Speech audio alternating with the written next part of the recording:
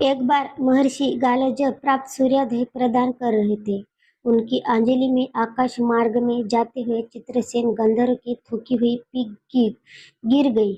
मुनि को इससे बड़ा क्रोध आया। वे उसे श्राप देना चाहते थे कि उन्हें अपने तपोनाश का ध्यान आ गया और वे रुक गए। उन्होंने जाकर भगवान श्री कृष्ण से प्रार्थना की कि श्याम सुंदर तो भ्रमदेव ठहरे ही झट प्रतिज्ञा कर ली थी 24 घंटे के भीतर चित्रसेन का वध कर देने की। ऋषि को पूर्ण संतुष्ट करने के लिए उन्होंने माता देव की तथा महर्षि के चरणों की शपथ ले ली। गालो जी ने अभी लौटे ही थे कि देवर्षि नारद विना झकारते पहुंच गए। भगवान ने उनका स्वागत आतिथ्य किया। शांत होने पर नारद जी ने कहा, प्रभु आप तो परमानंद कंधे कहे जाते हैं। आपके दर्शन से लोग ईभशक्त हो जाते हैं, पर पता नहीं क्यों आज आपके मुख कमल पर विषाद की रेखा दिखाई दे रही है। इस पर श्याम सुंदर ने गालो जी की सारे प्रसंग को सुनाकर अपनी प्रतिज्ञा सुनाई। अब नारद जी को कैसा चैन आनंद आ गया। झटपट चले और पहुंचे चित्रसेन के पास।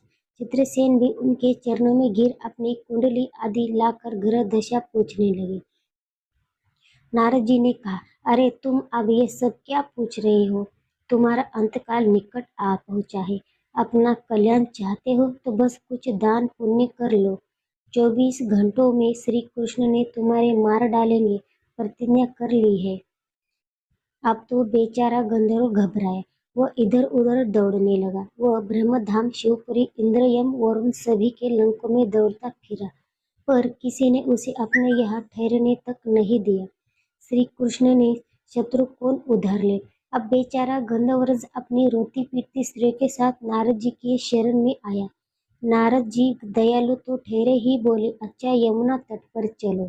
वहां जाकर एक स्थान को दिखाकर कहा, आज आधी रात को यह एक स्त्री आएगी। उस समय तुम ऊंचे स्वर में विलाप करते रहना। वो स्त्री तुम्हें बचा लेगी, पर ध्यान रखना जब तक वो तुम्हारे कष्ट दूर कर देने की प्रतिज्ञा न कर ले, तब तक तुम अपने कष्ट का कारण भूलकर भी मत बताना। नारद जी भी विचित्र ठहरे।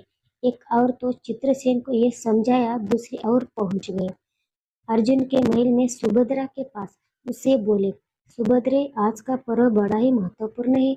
आज आधी रात को यमुना स्नान करते तथा दिन की रक्षा करने अक्षय पुण्य की प्राप्त होगी। आधी रात को सुभद्रा अपने एक दो सहेलियों के साथ यमुना स्नान को पहुंची। वहां उन्हें रोने की आवाज सुनाई पड़ी। नारद जी ने दिन दौर का महात्मा बतला के रखा था। सुभद्रा ने सोचा, चलो अक्षय पुण्य लूट ही लूं। वे तुरंत उधर गई तो चित्रसेन रोता। उन्होंने लाख पूछा, पर वह बिना प्रतिज्ञा के बतलाए ही नहीं। अंत में इनके प्रतिज्ञाबद्ध होने पर उसने स्थिति स्पष्ट की। अब तो ये सुनकर सुभद्रा बड़े धर्म संकट और असमझ में पड़ गई। एक और श्री कृष्ण की प्रतिज्ञा, वह भी ब्रह्म की ही के लिए, दूसरी और अपनी प्रतिज्ञा। अंत में शरणागत तान का निश्चय करके उसे अपने साथ ले गई। घर जाकर उन्होंने सारी परिस्थिति अर्जुन के सामने रखी। अर्जुन का चित्रसेन मित्र भी था। अर्जुन ने सुभद्रा को सांत्वना दी और कहा कि तुम्हारी प्रतिज्ञा पूरी होगी। नारद जी ने इधर जब ये सब ठीक कर लिया, तब द्वारका पहुंचे और श्री कृष्ण से कहा दिया कि महाराज, अर्जुन ने चित्रसेन का आश्रम देख रहा है, इसलिए आप सोच विचार कर युद्ध के लिए चले। भगवान ने कहा, नारद जी एक बार आप मेरी ओर से अर्जुन को समझाकर लौटने की चेष्टा करके तो देखिए। अब देवर्षि पुनः दौड़े और द्वारका से इंद्रप्रस्थ पहुंचे। अर्जुन ने सब सुनकर साफ कह दिया, यद्यपि मैं सब प्रकार से श्री कृष्ण की ही शरण हूँ और मेरे पास केवल उन्हीं का बल है, तथापि अब तो उनके दिए हुए उपदेश क्षात्र धर्म से कभी विमुख न होने की बात पर ही ढूंढ हूँ। मैं उनके बल पर ही अपनी प्रतिज्ञा की रक्षा करूंगा। प्रतिज्ञा छोड़ने में तो वे ही समर्थ थे। दौड़कर देवर्षि अब द्वारका आए और जो का त्यों अर्जुन का वृत्तांत कहा सुनाए। अब क्या हो, युद्ध की तैयारी हुई। सभी यादव और पांडव रणक्षेत्र में पूरी सेना के साथ उपस्थित हुए और तुमुल युद्ध छिड़ गया। बड़ी घमासान लड़ाई हुई, पर कोई जीत नहीं सका। अंत में श्री कृष्ण ने सुदर्शन चक्र छोड़ा। अर्जुन ने पाशुपत छोड़ दिया। प्रलय के लक्ष्मण देखकर अर्जुन ने भगवान शंकर का स्मरण किया। उन्होंने दोनों शस्त्रों को मनाया। फिर से वह भक्त वत्सल भगवान श्री कृष्ण के पास पहुंचे और कहने लगे, प्रभु राम सदा सेवक रुचि राखिए।